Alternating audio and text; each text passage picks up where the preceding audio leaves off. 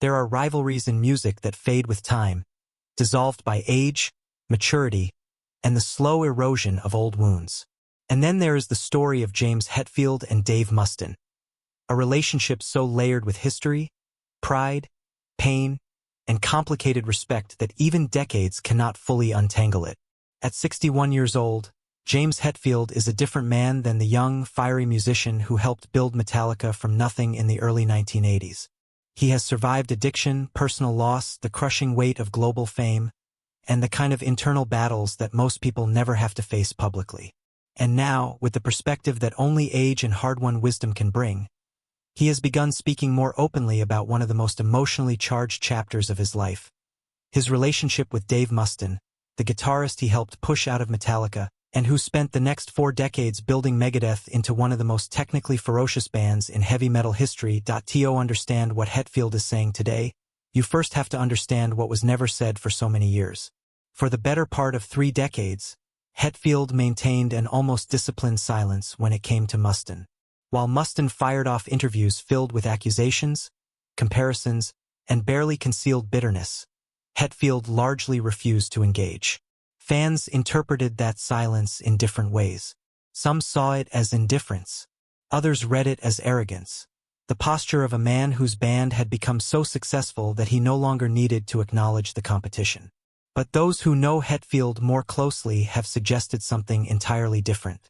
The silence was not indifference. It was distance, the kind a person creates when a subject is simply too emotionally loaded to approach casually. At 61, that distance has begun to close. Not completely, and not without friction, but enough that Hetfield has started to pull back the curtain on feelings he kept private for a very long time. What he has revealed is not a simple story of professional rivalry. It is something far more human, a story about 2 young men who shared a dream, had it torn apart by immaturity and circumstance, and then spent their entire adult lives processing the aftermath in completely opposite ways. The beginning of this story is inseparable from the beginning of Metallica itself. When James Hetfield and Lars Ulrich were first assembling the band in the early 1980s in Los Angeles, they were ambitious in a way that bordered on reckless. They wanted to create heavy music that nobody had attempted before, faster, darker, and more aggressive than anything the mainstream metal scene was producing. What they lacked was a lead guitarist with the skill and intensity to match that vision. When Dave Mustaine walked into their world, the problem appeared to be solved. Mustaine was immediately striking, not just as a player but as a presence. His guitar work was technically advanced and emotionally volatile, which gave the early Metallica recordings an electricity that was difficult to manufacture. He was not simply filling a role. He was shaping the character of the band. Hetfield has spoken about those early days with a mixture of nostalgia and complexity. He remembers Mustaine as someone who burned with creative energy, who could write riffs with a natural ferocity that matched the vision they were all chasing. Songs from that period carried the mark of Mustaine's influence in ways that never fully disappeared, even after he was gone. The architecture of those early compositions reflected his approach to the instrument: restless, technically demanding, and always pushing toward something more extreme.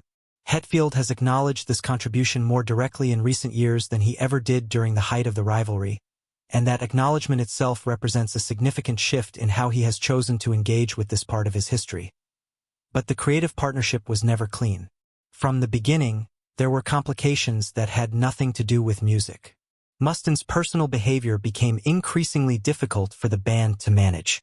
Excessive drinking, volatile confrontations with other members, and an unpredictability that made planning anything reliably difficult. These were not small problems for a group trying to build momentum in a brutally competitive music scene. Hetfield has described the atmosphere inside the early band as chaotic in a way that felt exciting at first and then slowly became dangerous. When the chaos threatened to derail the band's first real recording opportunity, the decision that would define the next 40 years of both men's lives was made. Mustaine was removed from Metallica in 1983, placed on a bus back to Los Angeles, and informed that his time with the band was over. The method of the dismissal, abrupt, cold, delivered without the face-to-face confrontation that the moment probably deserved, left marks that lasted far longer than anyone anticipated. Hetfield has reflected on this in recent interviews with a candor that is striking from a man who spent so long saying very little. He has described the decision as something that felt necessary but never felt clean. It was not made from a place of cruelty, he has suggested, but from a place of desperation. The frantic calculation of young men who feared their entire dream was on the verge of collapse. But the manner in which it was executed, the abruptness of it, the lack of any real conversation, created a wound in Mustaine that Hetfield now recognizes went far deeper than he understood at the time. At a T61. Hetfield does not attempt to rewrite that history or excuse what happened. What he does instead is contextualize it with the honesty of someone who has done significant personal work over many years. He has spoken about his own struggles with alcohol, his time in rehabilitation, and the long process of confronting the ways that fear and emotional immaturity shaped decisions he made both in and out of music. Seen through that lens, the dismissal of Mustaine becomes not just a band politics story but a human story, one in which young people without the tools to communicate honestly or manage conflict responsibly made a decision that left permanent scars on everyone involved. What Mustaine did with those scars is now the stuff of heavy metal legend. He returned to Los Angeles and built Megadeth with a fury that was openly directed, at least in part, at proving that Metallica's decision had been catastrophic. Every album Megadeth released in those early years carried the energy of someone who had something enormous to prove. The debut record announced Mustaine's arrival as a force that could not be ignored. The albums that followed, particularly the masterworks of the late 1980s and early 1990s, established Megadeth as one of the most technically sophisticated bands in the history of heavy music. The guitar work was staggering in its complexity, the arrangements were layered and demanding, and the attitude behind all of it was unmistakably personal. Hetfield watched this from across the musical landscape without saying much publicly, but he was watching. He has admitted in recent years that he was always aware of what Megadeth was doing, always tracking Mustaine's output, always measuring the distance or proximity between the two bands in terms of artistic ambition. What is interesting about this admission is what it reveals about the nature of their rivalry. It was not simply competitive in the commercial sense. It was creatively generative. The awareness of what Mustaine was building pushed Hetfield and Metallica to reach further, to refuse complacency, to keep evolving even when they were already more successful than most bands could ever dream of becoming.